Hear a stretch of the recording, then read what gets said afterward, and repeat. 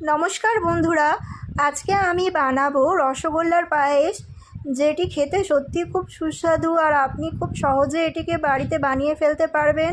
তো চলুন আজকে এই রেসিপিটি আমি আপনাদের সাথে শেয়ার করব। এখানে আমি রসগোল্লাগুলো থেকে রস বার করে নিয়েছি।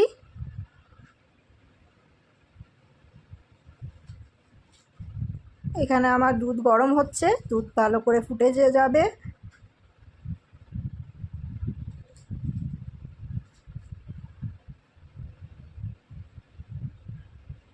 নেড়ে নিতে হবে মাঝে মাঝে দুধটাকে, যাতে নিচে লেগে না যায়।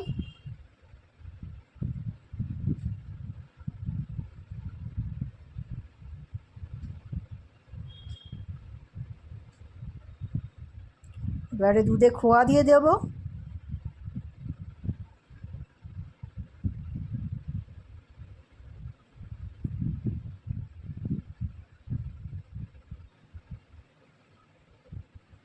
ভালো করে মিশিয়ে নিতে হবে দুধের সাথে।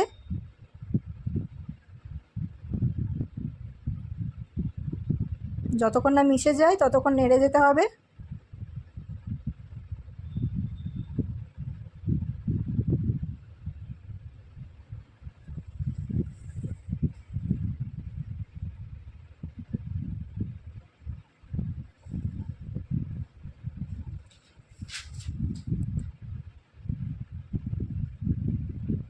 এবারে চিনি দিয়ে দেবো।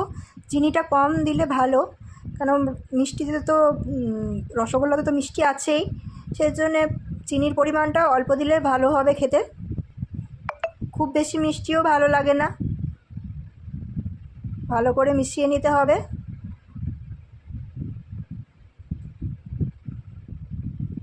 এরপরে রসগোল্লাগুলো দিয়ে দেব। আপনি চাইলে রসগোল্লাগুলোকে দু ভাগ করেও দিতে পারেন, 2 ভাগ, 3 ভাগ, 4 ভাগ। আমি গোটা গোটাই দিচ্ছি।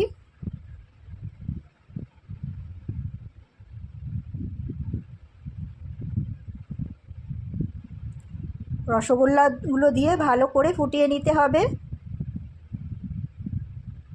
কম আছে ভালো করে ফোটাতে হবে। দেখে নিতে হবে সব রসগোল্লা ভালো করে ডুবেছে কি না।